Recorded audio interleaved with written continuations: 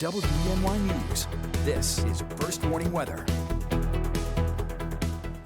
Welcome back on your hot and humid Wednesday afternoon. A gorgeous view outside in our Watkins Glen sky cam this afternoon. Plenty of people enjoying this nice weather right now. But if you are heading outdoors, doing many activities like maybe walking the pier, I definitely recommend to wear loose-fitted, light-colored clothing and make sure you're staying hydrated with plenty of water to keep yourself cool, especially as these heat index values will be reaching upwards of the mid and upper 90s. Let's take a look at temperatures going into this afternoon. 88 currently in Canastillos, 86 up in Watkins Glen. We're in the low to mid 80s across the northern tier of Pennsylvania. And if we take a look at those feels like temperatures, a lot of the southern tier of New York getting into those feels likes of the 90s. As for the northern tier of Pennsylvania, stuck in the mid 80s in terms of feels like temperatures. Now there is a bit of criteria that you need to get a heat advisory for Pennsylvania. It's actually 100-degree feels like temperatures for 2 hours or longer, whereas the southern tier New York is 95 degrees for a feels like temperature or higher for 2 hours or more. So that's why you will notice that some counties in the southern tier New York do have a heat advisory, and this goes until 8 p.m.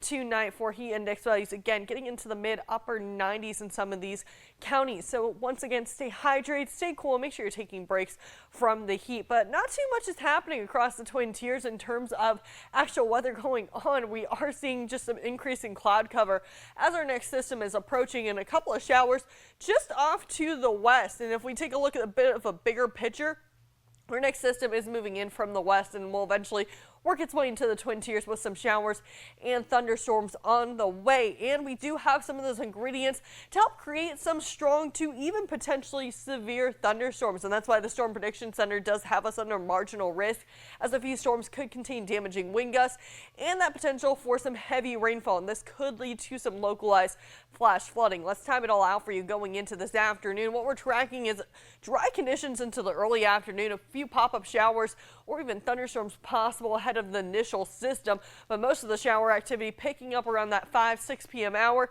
and continuing through that evening commute or dinner time hours. And that's where we see those showers and thunderstorms indicated by the oranges, yellows, and reds on future track, indicating that we could see some heavier rainfall with a few of these cells going into Wednesday night. This is going to continue. We see most of it though tapering off by the time we get to 8 a.m. Thursday morning. A bit of a dry start, but due to some daytime heating, we have the heat and we have a little bit of force in the atmosphere.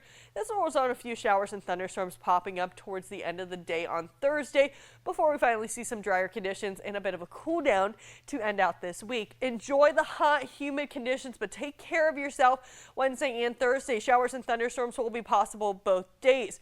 Again, 91 for a high today, upper 80s going into your Thursday, but a drop to the 70s on Friday following passage of a cold front. Some drier conditions for the end of the week and start of your weekend. We're right back in the 80s this weekend. More showers and thunderstorms on the way for Sunday. We dried out Monday, a sunny start to next week, but a couple more thunderstorms in the forecast for Tuesday.